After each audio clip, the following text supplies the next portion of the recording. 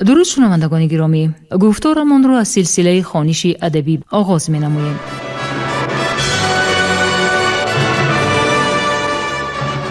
با توجه شما کتاب کسینوفونت تحت عنوان کروشنامه در ترجمه، تحریر، سرسخن و توضیحات دکتر علم‌های فلسفه پروفسور رمضان نظریف در قرائت کارمند شایسته تاجیکستان علیزاده عبدالرشید خوجمقل تقدیمتان می‌گردد. گفتار 80.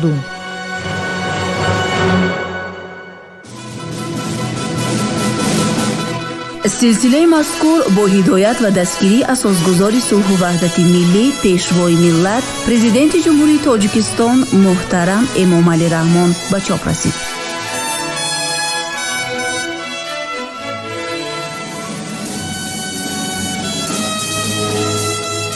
کروشنامه اثری است که تربیه سرلشکر و حاکمی آرمانی مردم فارس را در دوره هخامنشی ها تصویر می کند. آن همچون رمانی تاریخی، ترجمه حالی و دستورنامه اداره کنی و راهبری تعبیر می شود.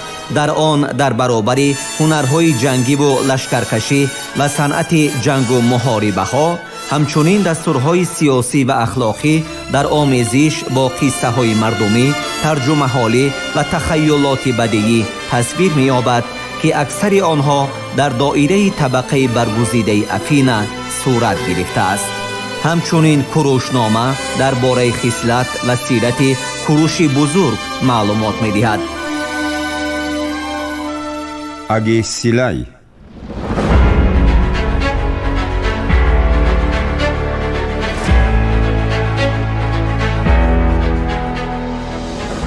بابی یکم.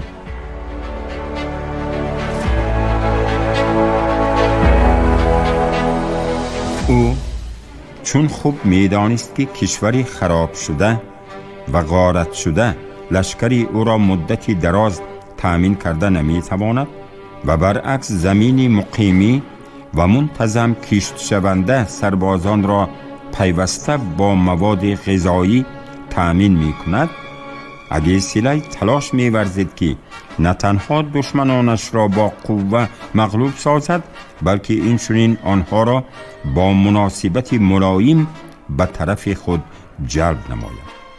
او با جنگاورانش صحبت کرده پیوسته به آنها مصلحت می داد که با اسیران همچون جنایتکار مناسبت نکنند، بلکه آنها را نگهبانی کنند و در خاطر داشته باشند که آنها نیز انسانند. مکان اردوگاه ها را عوض می کرد و درباره کودکانی که به تاجران تعلق داشتند بسیاری آنها این کودکان را می فروختند، زیرا با خود بردن و تعلیم دادن آنها را غیر امکان می دانستند، به حواله تقدیر وامی گذاشتند. اگیسیلای نسبت به آنها نیز دائما غمخواری می نمود و کودکان را در جایهای امن جایگیر می کرد. نسبت به اسیرانی که به دلیل پیرانساری آنها را مانده می رفتند فرمود که این کودکان را نگاهوبین کنند تا سگ و گرگ آنها را پاره پاره نکنند. از این رو نه تنها آنهایی که از چنین اعمالی اگیسیلای آگاهی پیدا می نمودند، بلکه او باوری خود اسیران را نیز به تدریج به دست می آورد. او ساکنان شهرهای تابع اگیسیلای را از اجرای وظیفه های غلامی آزاد کرد. با آنها فرمان داد که تنها کارهایی را انجام دهند که به عهده آدمان آزادی تابع حکومت گذاشته می شود و آن قلعه هایی را که با زوری گرفته نمی توانستند او به شرافت خیرخواهیش به اطاعت خیش درآورد.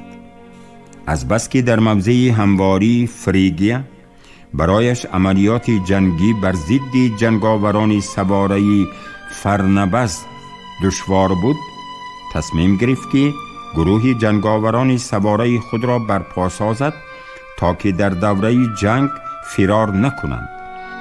با این مقصد اگیسیلای به همه شهروندان ثروتمندترین شهرهای آنجا فرمان داد که به اسب پروری شغل ورزند.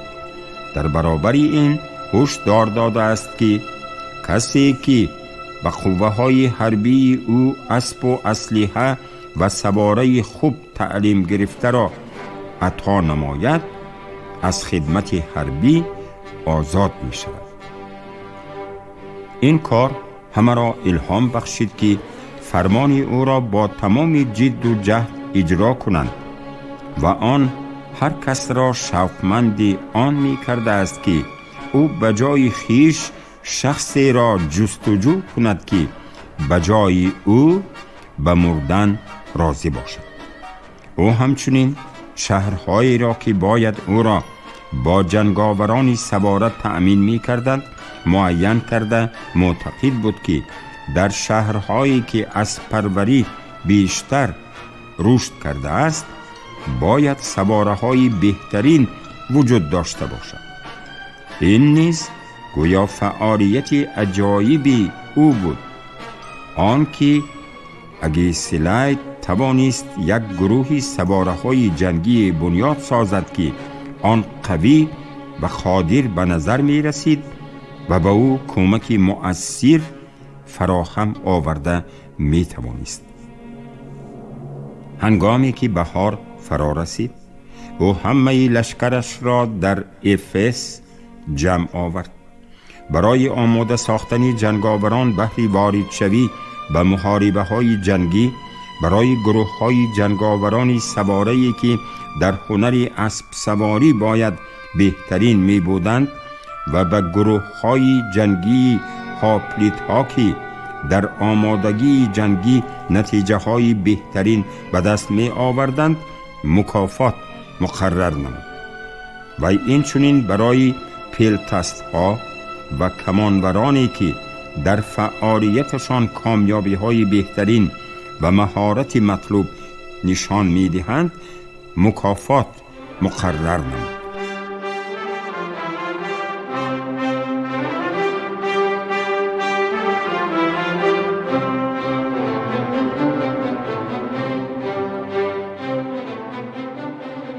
از این رو گیمناسیه های پر از تمرین کنندگان مشقگاهی که در آن سواره های بسیار مشغول اسب سواری بودند تیراندازان و کمانورانی را که کوشش می کردند تیرهایشان به هدف رسد به آسانی دیدن ممکن بود.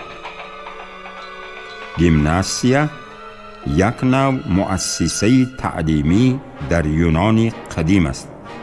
گیمناسیا عنصرهای معلومات عمومی را با درسهای پیوسته تربیه جسمانی به هم می پیوسته است. شرح مترجم تاجیکی کتاب.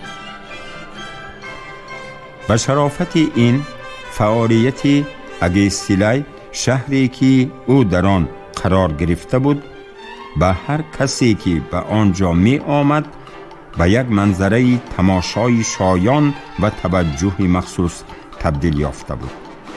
بازار از تمام انواع مالها، سلاح، اسب‌های فروشی پر بود. میسگران، دوریدگران، آهنگران، چرمگران، رسامان همه به ساختن اسلحه و زره‌ها چنان مشغول بودند که واقعاً تمام شهر را با استاخانه اسلحه شباهت دادن ممکن بود. همه با دیدن اگیسیلای و سپس باقی مانده جنگاورانی که از گیمناسیه ها با گلچنبرهای بالای سرشان می برآمدند و سپس این گلچنبرها را به خدای زیبایی ارتمیدا می بخشیدند غرقی به دست آوردن کامیابی ها می گردیدند. در حقیقت در جایی که آدمان به خدایان ارج می گذارند به مشقهای حربی مشغول شده فرمانهای فرماندهان حربی را با غیرت کلان اجرا می کنند مگر کسی را امید و آرزوهای نیک فرا نمی گیرد. برای آنکه در وجود جنگاوران خود نسبت به دشمنانی که با آنها باید جنگ کنند نفرت و بدبینی پرورند، اگیسیلی به منادیان فرمان داد که بربرهایی را که راهزنان بحری اسیر گرفته بودند در بازار به شکل اوریان بفروشند. جنگاوران اگیسیلی بدنی سفید، زیرا بربرها هیچگاه لباسشان را از بدنشان نمی کشیدند، فربهی و به مهنت وزنین جسمانی عادت نکرده، زیرا آنها همیشه فایتون سوار بودند را دیده به خلاصه آمدند که جنگ در پیش استاده از جنگ با زنان فرقی نخواهد داشت.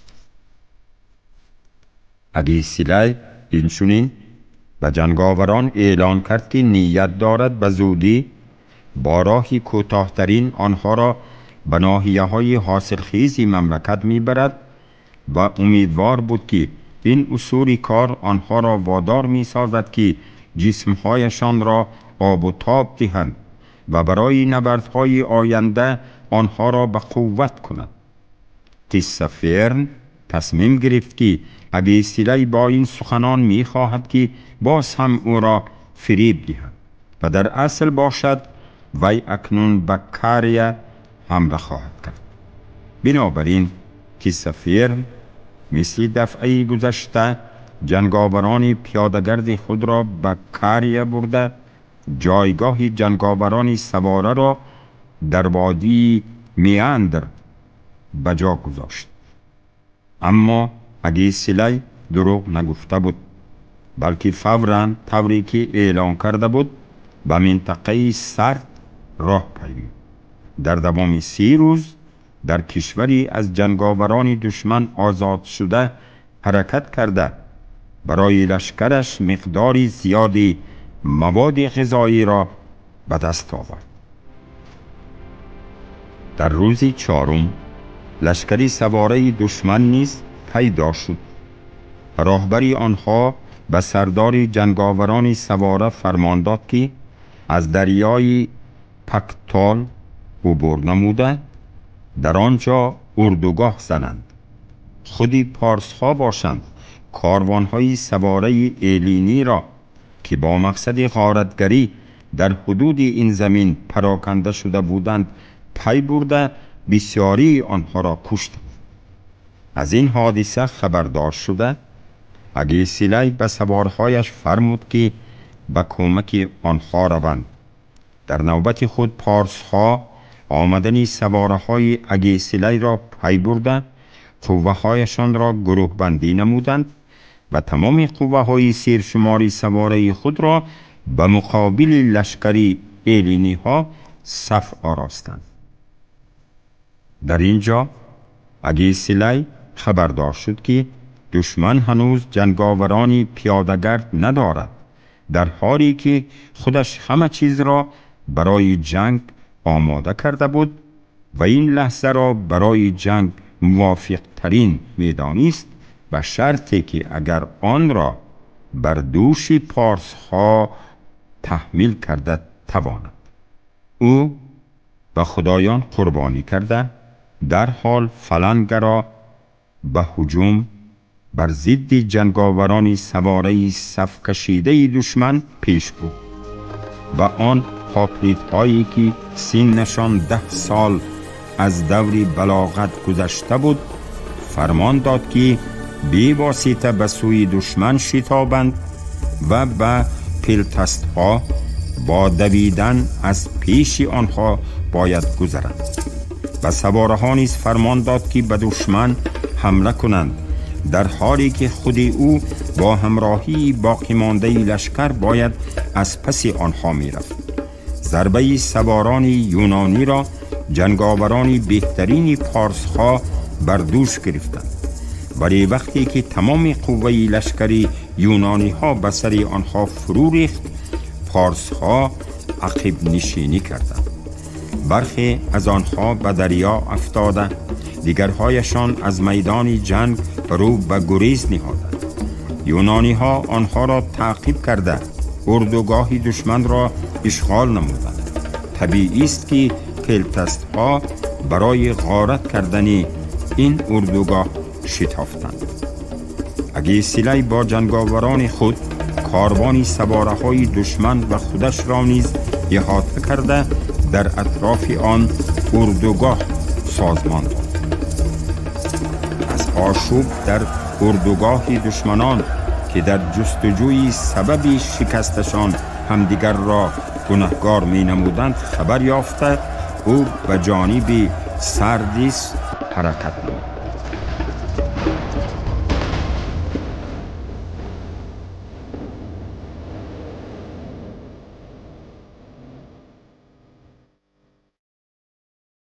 در آنجا به ویران کردن گرد و اطراف شهر، آتش زدن بناها و خانه‌های استخامتی شروع نمود. در برابر این به ساکنان سردیس اعلان کرد که افرادی که آزادی خود را حفظ کردن می‌خواهند همچون هم پیمان به نزدش بیایند.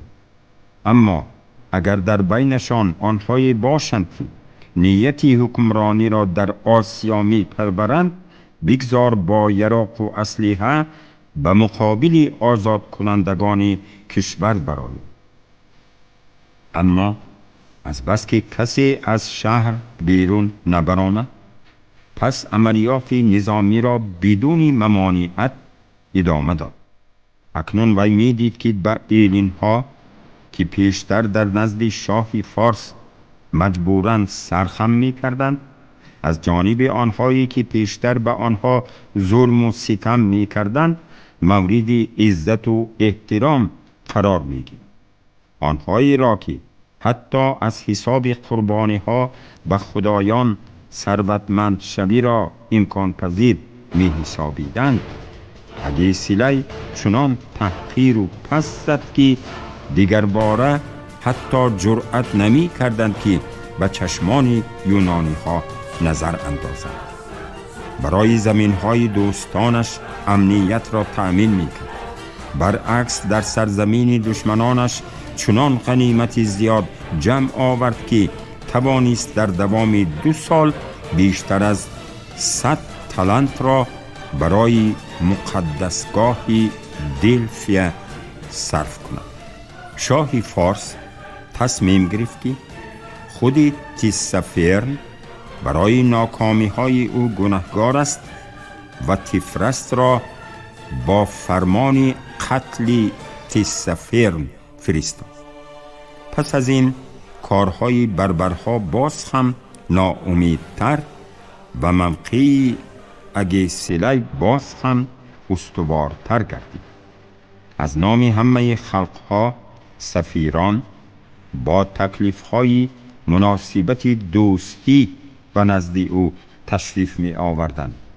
آدمانی زیاد به طرف او می گذشتند تا که آزادی به دست آورند و پس اگیسیلی نه تنها به سرور دولت‌های ایلینی بلکه خلق‌های بربری نیز تبدیل یافت.